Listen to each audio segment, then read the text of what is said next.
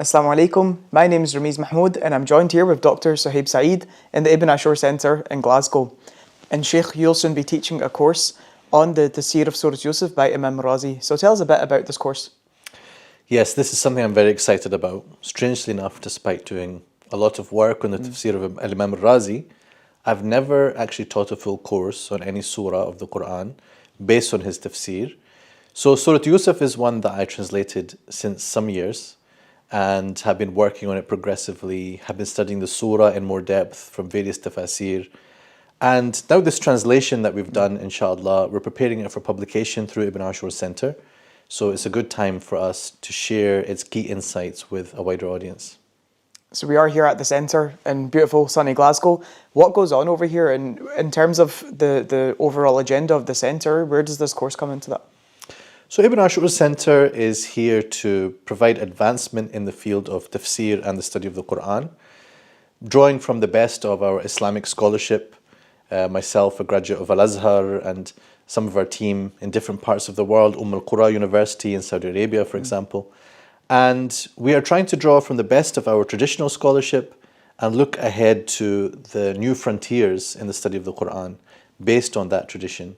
So we named the center after Imam Muhammad al-Tahir ibn Ashur, just to take inspiration from his name and the fact that he is someone who is so grounded in respect for the tradition, deep grounding and understanding of the tradition, and at the same time, creativity, originality, and seeing the higher purposes, as he's famous, of course, as the author of, as well as his tafsir, of maqasid al-sharia, or the higher purposes and objectives of Islamic law and revelation.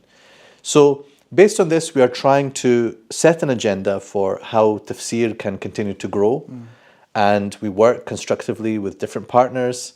For example, Quran Foundation, which runs Quran.com and QuranReflect.com. We have a very strong relationship with them in which we are helping to provide content and to verify content for them. And we are also now moving towards more in our teaching department. We want to not only provide something for, let's say, learners nearer the beginning of their studies, but also those who want to aspire to higher levels, because we want to be part of creating a new generation of scholars. Ibn Ashur Academy is aimed at a specialist level, but we also have things that bring you in to the world of tafsir. So this course with tafsir of Imam al-Razi is one of those things, because we'll be studying it through the translation into English. That will be of interest not only to those who don't know Arabic, but of course those who do, because we will be looking at how tafsir works through the example of this great mufassir of the past, to see how we actually appreciate that in the present and what that says about how we compose tafsir and what we can think about in the teaching of tafsir going forward in the future. So when you think about tafsir, Imam Fakhr al-Razi is one of the first names that comes up. What is it that's so special about him? So Imam al-Razi has an illustrious history. He died in 606 of the Hijrah, or 1210 of the Common Era. He was born in a town called al-Razi, which is in modern day Iran. Many scholars came from this place. They're also called Razis. But he didn't stay his whole life there. He traveled through that whole of the region, as they say, beyond the river, Transoxania. And he met all sorts of interesting and colorful people. And he had debates in which he defended the positions of Ahl Sunnah. He was, of course, a master of the field of Ilm al-Kalam, or the theological, more philosophical side of theology, we can say, in Ahl Sunnah. And he was, a founder in this field. And some of his works are studied and were extremely influential in Islamic history. His tafsir, of course, being the pinnacle of that. He's also a major author in Usul al-Fiqh, and his work al-Mahsul is the basis for much or most of what was written thereafter. So he combined these different fields, the juristic and the legal theory, and of course the linguistic aspects of tafsir and the philosophical directions that reflecting on the Quran can take you. And his tafsir is seen as one of those great compendia of all the things that tafsir contains. Now, I know what's coming on your mind now. A lot of people have said about Imam al-Razi's tafsir. What do they say? They say it contains everything except tafsir. Everything except tafsir, right? So those who said that are obviously being a little bit mean. And al-Razi himself acknowledges that his work contains things which are sort of the core part of the tafsir and then other things beside. That's why some people responded by saying, no, actually it contains everything alongside tafsir. But this all depends on how you define tafsir in the first place. If you feel that tafsir is very specifically and narrowly about explaining the text of the Quran, then of course it contains a great deal beside that. But if you see tafsir as a broader enterprise in which you are exploring the Quran from different angles, then all of that can be considered tafsir as well. Al-Razi was, willing to engage with different ideas that existed at the time. And he would look at the debates that people are having. For example, he's constantly having a tussle with the Mu'tazila on particular issues, especially the issue of free will and predestination. And there are many ayat he's saying that the opposite camp, those who deny predestination, they use this ayah in a certain way. Well, let's look at their argument and then let's respond to it in detail.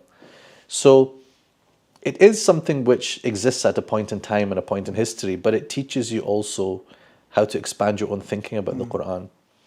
There are certain tafasir that we could read, and perhaps they're the ones that people have until now decided to translate and to focus on, that might look more particularly about what is the statements of the Salaf in tafsir, what are some narrations and hadiths and reports that we can base our conclusions on.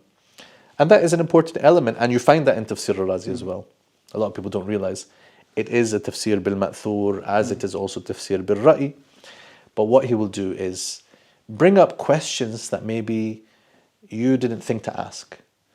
And by doing that, he's teaching you and encouraging you to ask questions about the Quran. And this, I think, is hugely important, both now and forever.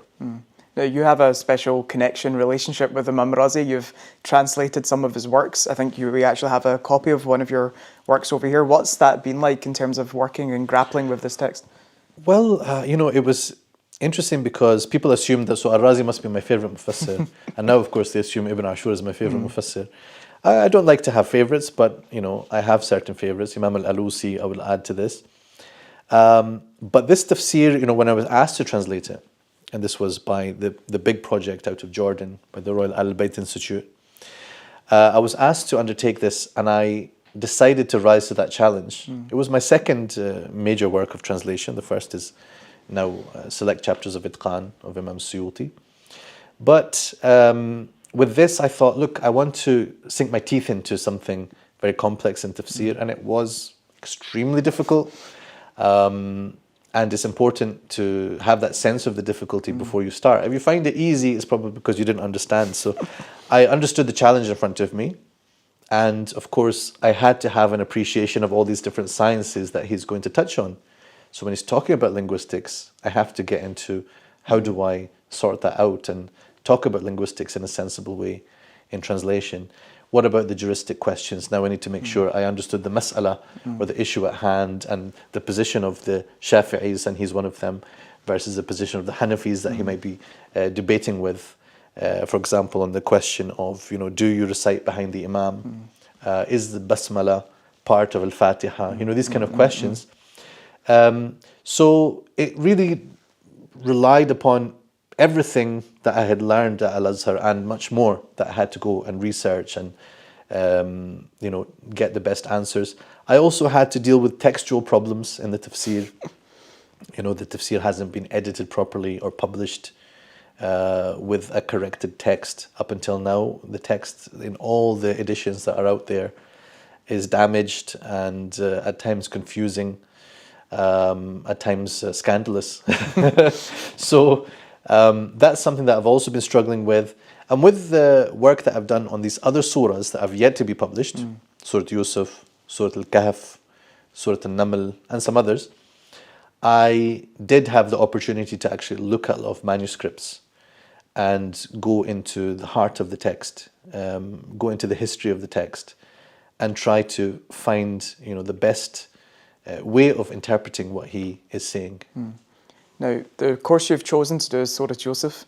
It's a story that a lot of us are very familiar with. In fact, I remember somebody actually said to you, you don't need to do tafsir of the surah, you already know it. Why have you chosen this surah? Well, of course it is, a familiar surah and story to many of us and very beloved. And Imam al-Razi, of course, takes us through what the Mufassirun before him said, and he takes us beyond what they have said. He raises certain questions and teaches us how to ask good questions about the Quran.